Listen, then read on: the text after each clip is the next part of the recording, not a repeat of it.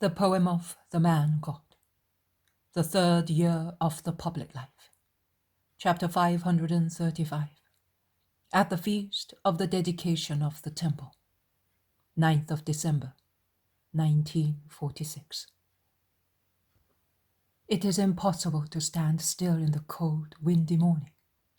A biting wind, blowing on the top of the Moriah from northeast, is causing garments to flutter and eyes and faces to redden. And yet, there are people who have come up to the temple to pray. But there are no rabbis with their respective groups of disciples, and the court looks larger and above all more dignified, deprived of the bawling, pompous gang that usually dwells there. And it must be very odd to see it so empty, because everybody is surprised, as if it were something new. And Peter becomes suspicious as well. But Thomas, who looks even more robust, enveloped as he is in a wide, heavy mantle, says, "They must have locked themselves in some room, lest they should lose their voices. Are you missing them?" And he laughs. "Not at all. I wish I never saw them again. But I would not like it to be." And he looks at the Iscariot, who is silent. But when he is aware of Peter's glance at him, he says, "Actually, they promised not to trouble us any more, unless the master should scandalize them. They will certainly be watching us, but as no one here sins or offends, they are not showing themselves." "So much the better, and may the Lord bless you, boy, if you succeeded in making them reason." It is still early. There are only few people in the temple. I say few, and that is what they seem to be, because of its vastness, considering that it takes crowds of people to make it look full. 200 or 300 people are hardly noticed in that complex of courts, porches, halls, corridors. Jesus, the only master in the vast court of the Gentiles, is walking up and down, speaking to his disciples and to the other ones he already found in the enclosure of the temple. He replies to their objections or questions. He clarifies points that they were not able to clarify to themselves and to other people. 2 Gentiles come. They look at him and go away without saying anything. 2 employees of the temple pass by. They look at him, but they do not say anything either. Some believers approach him. They greet him and listen to him, but they are still few. "Are we staying here any longer?" asks Bartholomew. "It is cold and there is nobody, but it is pleasant to be here so peacefully. Master, today you really are in the house of your father, and as the landlord," says James of Alphaeus, smiling, and he adds, "This is what the temple must have looked like in the days of Nehemiah and of the wise, pious kings." "I think we should go. They're spying upon us from over there," says Peter. "Who, Pharisees? No, those who passed by previously and the others. Let us go away, master." "I am waiting for some sick people. They saw me come into town, and the news must have already spread. They will come when it is warmer.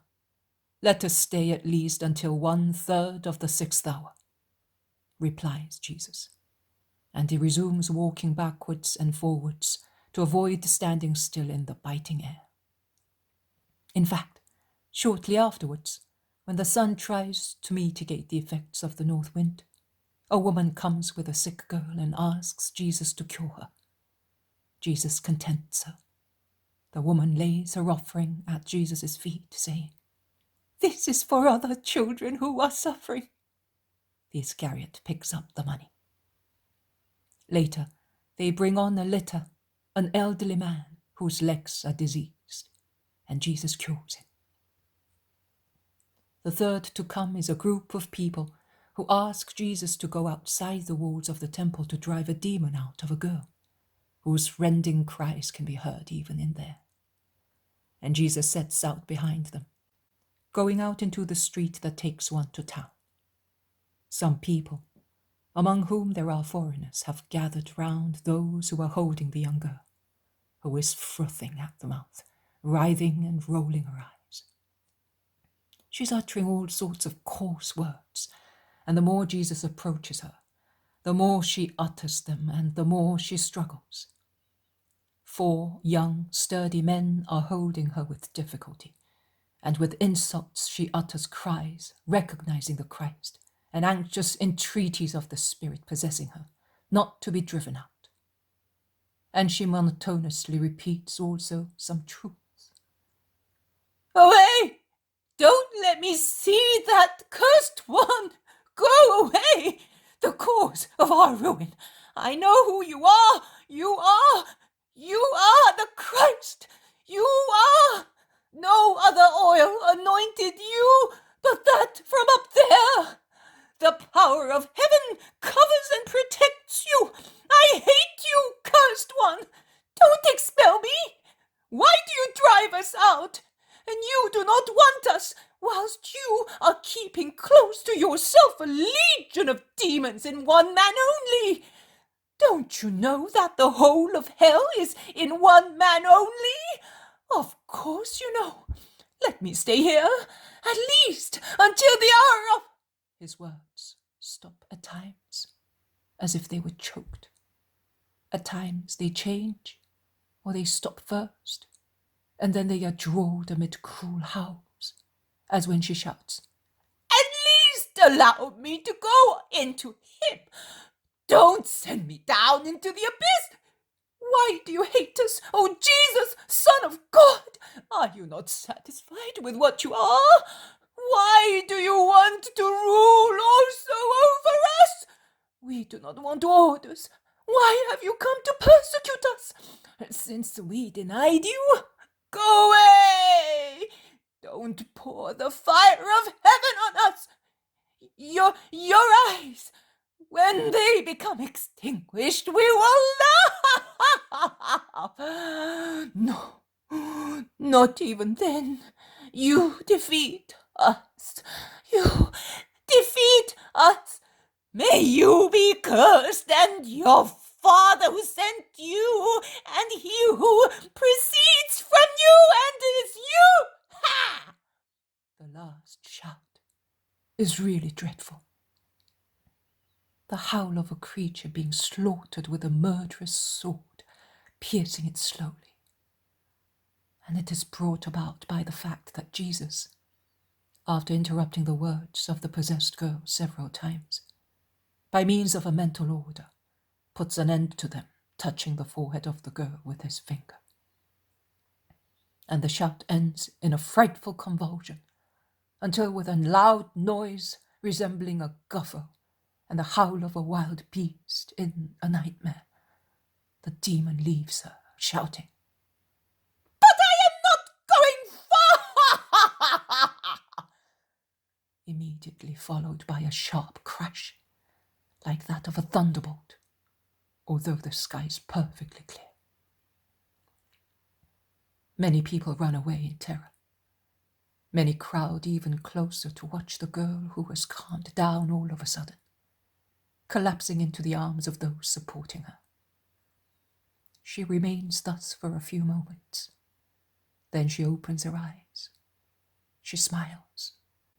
She realizes that she is among people with no veil on her head and face. She lowers her head to conceal it by raising her arm against her face. Those who are with her would like to thank the master, but he says, "Do not disturb her modesty. Her soul is already thanking me. Take her home, to her mother. It is the right place for a girl." And leaving the people behind him, he goes back to the temple, to the same place as before. "Lord, did you notice that many Judeans followed us? I recognize some of them. There they are, over there. They are the ones who were spying upon us previously. Look how they're discussing among themselves," says Peter. They must be discussing into which of them the demon has gone. There is always Nahum, Annas' trustee. He's the right type, says Thomas. Yes, but you did not see because you had your back turned on him. But the fire burst out just over his head, says Andrew, while his teeth are almost chattering. I was close to him and I got a fright. Actually, they were all gathered together. But I saw the fire burst over us, and I thought I was going to die. And more than that, I trembled for the master. It seemed to be suspended over his head, says Matthew. Not at all. I saw it come out of the girl and burst over the wall of the temple, states Levi, the shepherd disciple. Do not argue with one another. The fire did not point out at anybody. It was only the sign that the demon had fled, says Jesus. But he said that he was not going far, objects Andrew. Words of a demon. They are not to be listened to. Let us instead praise the Most High for these 3 children of Abraham, whose bodies and souls have been cured. In the meantime, many Judeans who have come out from here and there. But there is neither a Pharisee nor a scribe nor a priest in their group. Approach Jesus and surround him. And one of them comes forward saying, You have done great things today. The real work of a prophet, of a great prophet. And the spirits of the abyss have said great things of you. But their words cannot be accepted unless your words confirms them. We are dismayed at those words, but we are seriously afraid of being deceived because Beelzebub is known to be the spirit of falsehood. We would not like to be mistaken or to be deceived. So, tell us who you are, speaking the truth and justice. Have I not told you many times who I am? I have been telling you for almost 3 years. And before me, John told you at the Jordan, and the voice of God from heaven. That is true, but we were not there then. Since you are just, you must understand our worry. We would like to believe that you are the Messiah, but too often the people of God has been deceived by false Christs. With an unerring word, comfort our hearts that are hoping and waiting, and we will worship you. Jesus looks at them severely. His eyes seem to be piercing their flesh and laying their hearts bare. He then says, Very often, men can really tell lies better than Satan. No, you will not worship me. You never will, no matter what I tell you. And even if you did, whom would you worship? Whom? Our Messiah. Would you be worth so much? Who is the Messiah according to you? Tell me, that I may know what you are worth. The Messiah? The Messiah is he who by God's order will gather together the scattered people of Israel, making it the triumphant people under whose power the whole world will be subject. What? Do you not know what the Messiah is? I know, but not as you know. So, according to you, is he a man who, excelling David and Solomon and Judas Maccabee, will make Israel the nation that will rule over the world? That is what he is. God promised it. All vengeance, all glory, all vindication will come from the promised Messiah. It is written, You shall worship no one but the Lord your God. Why then should you worship me, if in me you can only see the man Messiah? What else should we see in you? What? And have you come to question me with such feelings?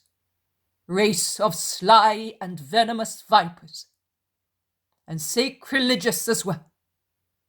Because if you could see in me only the human Messiah, and you worshipped me, you would be idolaters. God only is to be adored. And I solemnly tell you once again that he who is speaking to you is greater than the Messiah, who you pretend has the missions and duties and powers that you, devoid of spirit and wisdom, imagine. The Messiah is not coming to give his people a kingdom such as you believe. He is not coming to take vengeance upon other powerful people.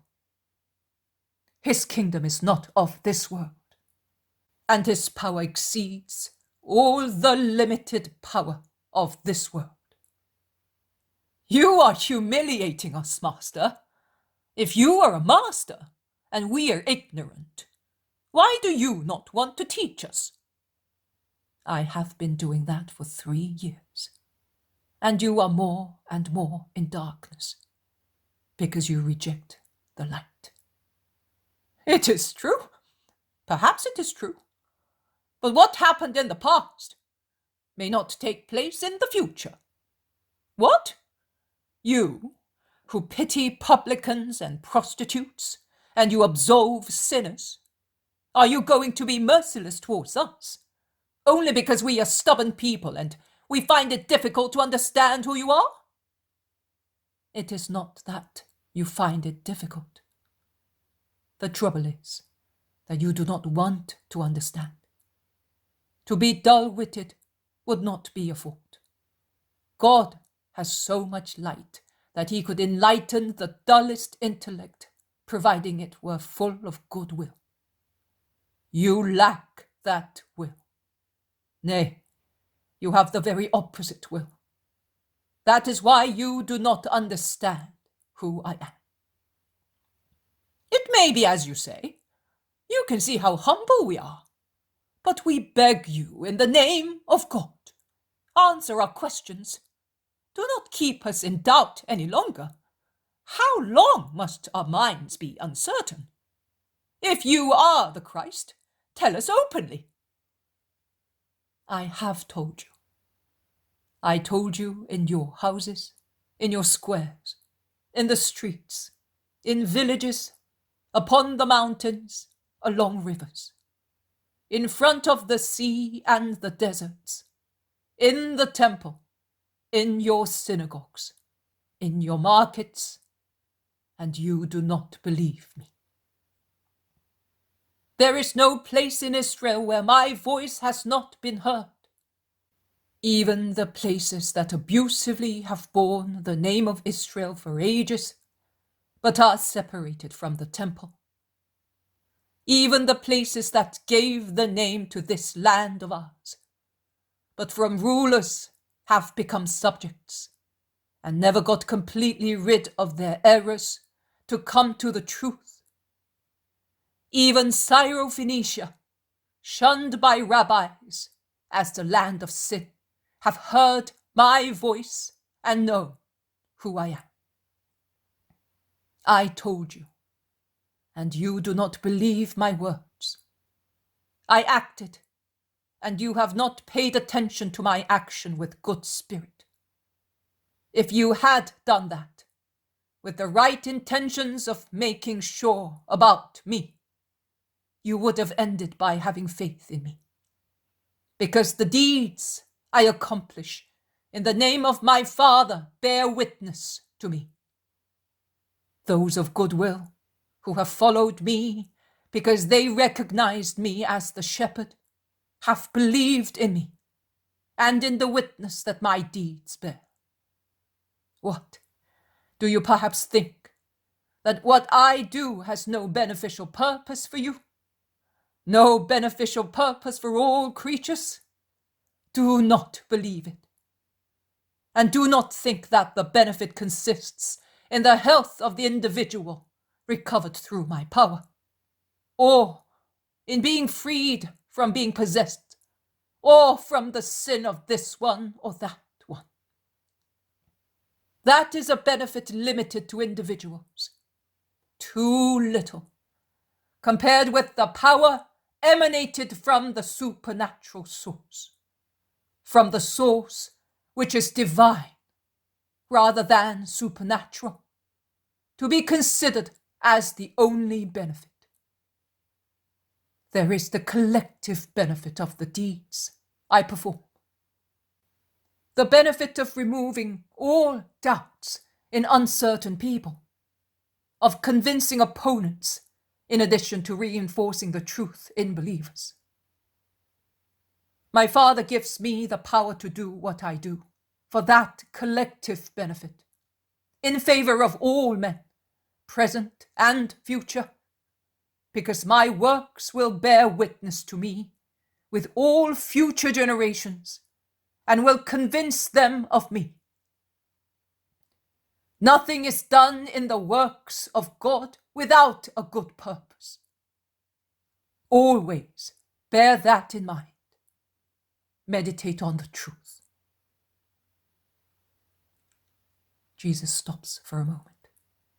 He gazes at a Judean who is standing with his head lowered, and then he says, "You who are so pensive over there, you with the tunic the shade of ripe olives, you are wondering whether even Satan has good purposes. Do not be foolish in order to oppose me and find errors in my words.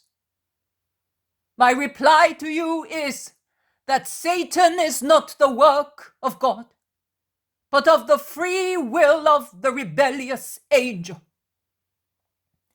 God had made him his glorious minister, and thus had created him for a good purpose. Now, speaking to your own ego, you are saying, then God is foolish, because he gave glory to a future rebel and entrusted his will to a disobedient angel. I reply to you, God is not foolish, but he is perfect in his thoughts and deeds. He is the most perfect one. Creatures are imperfect, even the most perfect ones. There is always a point of inferiority in them, as compared with God. But God, who loves them, has granted them free will, so that through it the creature may be perfected in virtue, and thus become more like God Father.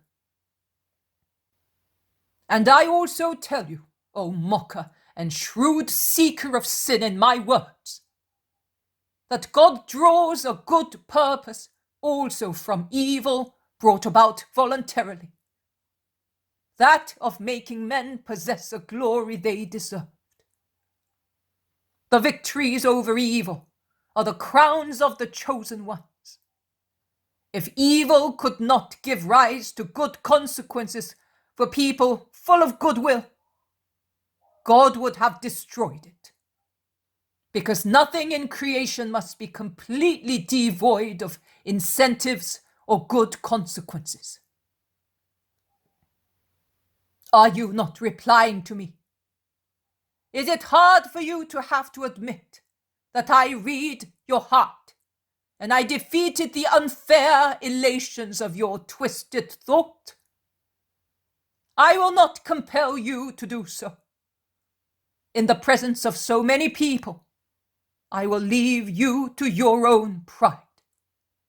I do not claim to be declared winner by you, but when you are alone with these people who are like you, and with those who sent you, then do admit that Jesus of Nazareth read the thoughts of your mind and choked your objections in your throat with the only weapon of his word of truth. But let us leave this personal interruption and revert to the many people who are listening to me. If one person only among many should convert his spirit to the light after hearing my words, my fatigue of speaking to stones, nay, to sepulchres full of vipers, would be recompensed.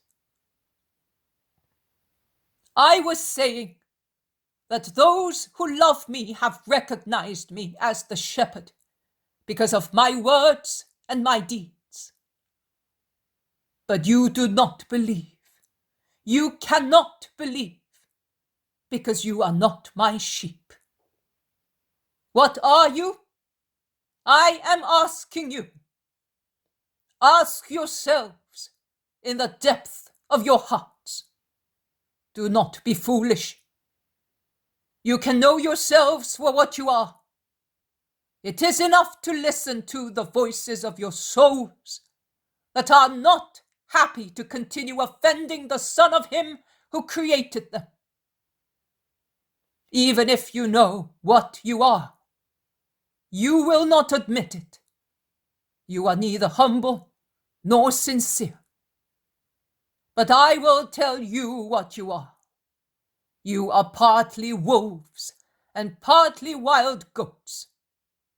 But none of you, notwithstanding that you wear the skins of lambs, pretending to be lambs, are true lambs. Under the soft white fleece, you have all the cruel colors, the pointed horns and the fangs and claws of billy goats or wild beasts. And you want to remain such because you delight in being such, and you dream of ferocity and rebellion. That is why you cannot love me, and you cannot follow and understand me. If you come into the flock, you do so to harm, to cause sorrow, and to create disorder. My sheep are afraid of you. If they were like you, they should hate you. But they are not capable of hating. They are the lambs of the Prince of Peace, of the Master of Love, of the merciful Shepherd. And they cannot hate. They will never hate you, as I will never hate you. I leave hatred to you, as it is the wicked fruit of the treble concupiscence, with the unrestrained ego in the animal man, who lives forgetting that he is also a spirit, besides being flesh. I keep for myself what is mine, love, and I transmit it to my lambs, and I offer it also to you, to make you good. If you become good, you would understand me, and you would belong to my flock, like the others who are already in it. We would love one another. I and my sheep love one another. They listen to me. They recognize my voice. You do not understand what it really means to know my voice. It means that one has no doubts about its origin, and one can distinguish it among 1,000 other voices of false prophets as the true voice that came from heaven. Now and always, also among those who consider themselves followers of the wisdom, and they partly are. There will be many who will not be able to tell my voice from other voices speaking of God, more or less with justice, but which will be voices inferior to mine. You say that you will be going away soon. Then you say that you will always speak. If you go away, you will not be able to speak any more, objects a Judean in the scornful tone. in which one would speak to a person of unsound mind. Jesus replies again in his patient, sorrowful tone that sounded severe only when he began to speak to the Judeans and later when he replied to the internal objections of a Judean. I will always speak, that the world may not become completely idolatrous, and I will speak to my disciples, who have been chosen to repeat my words to you. The Spirit of God will speak, and they will understand what even wise men will not be able to understand. Because scholars will study the word, the sentence, the manner, the place, the how, the instrument through which the word speaks. Whereas my chosen ones will not get lost in such useless studies, but lost in love. They will listen, and they will understand because the love will speak to them.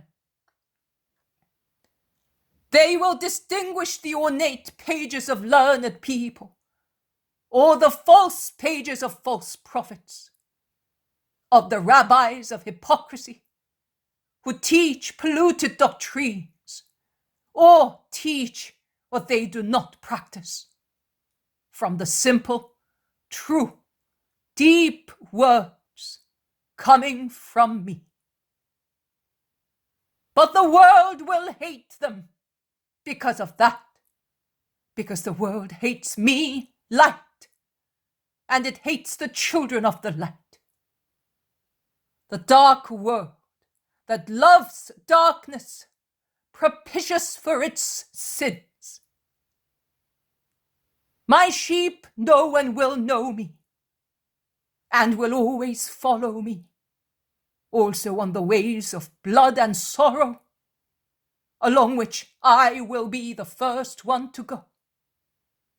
And they will come along them after me, the ways that lead souls to wisdom, the ways that the blood and tears of those who are persecuted because they teach justice will illuminate, so that they may stand out in the dark fumes of the world and of Satan, and they may be like trails of stars, leading those who seek the way, the truth, the life, but do not find who can take them there.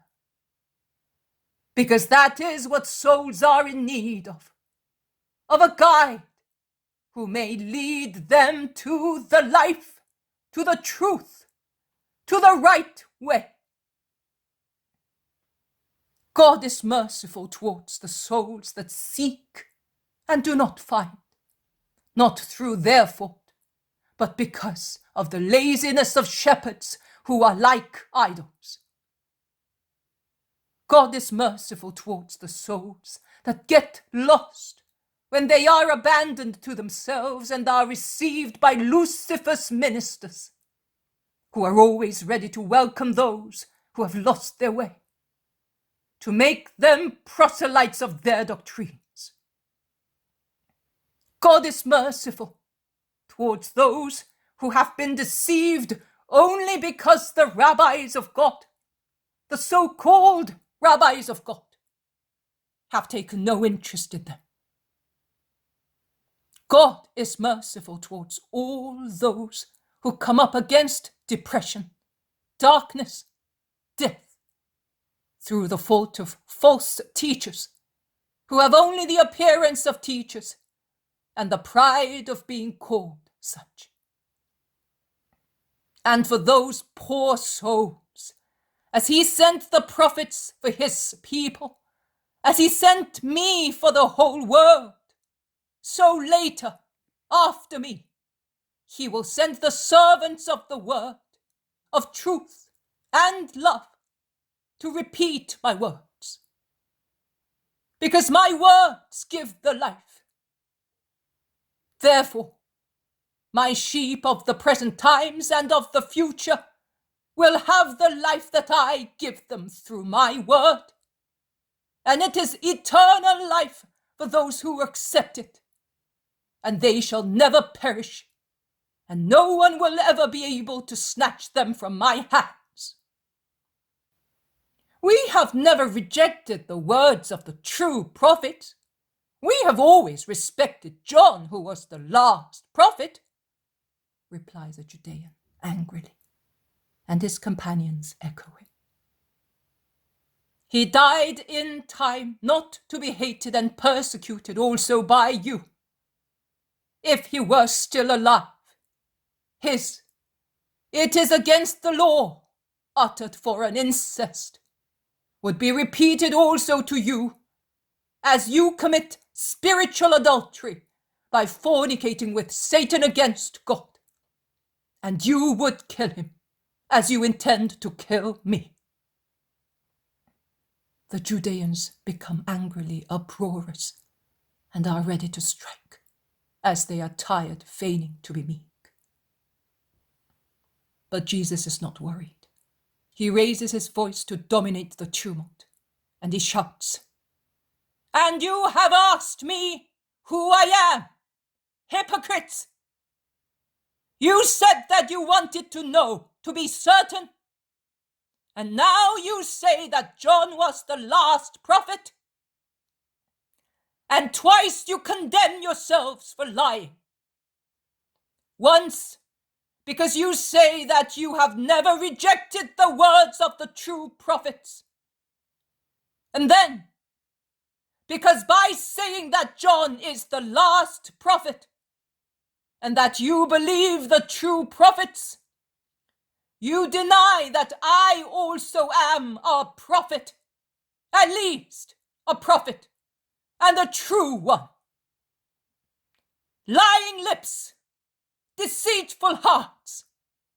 Yes, I solemnly tell you, here in the house of my Father, that I am more than a prophet. I have what my Father gave me. What my Father gave me is more precious than everything and everybody, because it is something on which the will and power of men cannot lay their rapacious hands. I have what God gave me, and although it is in me, it is still God, and no one can snatch it from the hands of my Father or from me, because it is the same divine nature. My Father and I are one. Oh, how horrible! Blasphemy! Anathema! The howling of the Judeans resound in the temple, and once again the stones used by the money changers and vendors of animals to hold their enclosures fast supply those who are looking for a suitable weapon to strike. But Jesus rises with his arms folded on his chest. He has climbed on a stone bench to be taller and more visible, and he thus dominates the crowds with his sapphire eyes. He dominates and darts piercing glances at them. He is so solemn that he paralyzes them. Instead of throwing the stones, they drop them or hold them in their hands, no longer daring to throw them at him. Also, their shouting subsides in a strange bewilderment. It is really God flashing in his Christ. And when God flashes thus, even the most arrogant man becomes meek and frightened. I wonder what mystery is concealed in the fact that the Judeans could be so cruel on Good Friday. What mystery there was in the fact that the Christ lacked that power of dominion on that day. It was really the hour of darkness, the hour of Satan, and they were the only ones who reigned. The divinity, the paternity of God had abandoned the Christ, who was nothing but the victim. Jesus remains thus for a few moments. He then resumes speaking to that corrupt and pusillanimous rabble that has lost all arrogance, seeing only a divine flash. Well, what do you want to do? You asked me who I was. I told you. You became furious. I reminded you of what I have done. I have shown you and reminded you of many good deeds coming from my Father and accomplished with the power given to me by my Father. For which of those deeds are you going to stone me? Because I taught justice? Because I brought the gospel to men? Because I came to invite you to the kingdom of God? Because I cured your sick people, making the blind see, the paralytic walk, the dumb speak? Because I freed those who were possessed? I raised the dead. I assisted the poor. I forgave sinners. I loved everybody, also those who hate me. You and those who sent you. So, for which of these deeds do you want to stone me? It is not because of the good actions you have done that we want to stone you, but because of your blasphemy. Because you, who are a man, are making yourself God. Is it not written in your law? I said you are gods and children of the Most High. Now if God called gods those to whom he spoke, giving an order to live so that the likeness and image of God existing in man may appear clearly, and man may not be a demon or a brute. If men are called gods in the scriptures, all inspired by God, whereby they cannot be modified or cancelled according to the will and interest of man, why do you say to me that I blaspheme? I whom the Father consecrated and sent to the world, because I say I am the Son of God. If I did not work the deeds of my Father, you would be right in not believing me. But I do them, and you do not want to believe me. Believe at least those deeds, so that you may know and acknowledge that the Father is in me, and that I am in the Father. The storm of shouts and violence begins all over again and is louder than previously. From one of the terraces of the temple, on which priests, scribes, and Pharisees were certainly concealed to listen, many voices shout, "Get hold of that blasphemer! His sin is now a public one. We have all heard him. Death to the blasphemer who proclaims himself God! Punish him as you punished the son of Shelomith of Dibri. Take him out of town and stone him. It is our right. It is written, he who blasphemes must die." The incitements of the leaders stimulate the wrath of the Judeans, who try to seize Jesus, tie him up, and hand him over to the magistrates of the temple, as they are already rushing there, followed by the temple guards. But once again, the legionaries are faster than they are.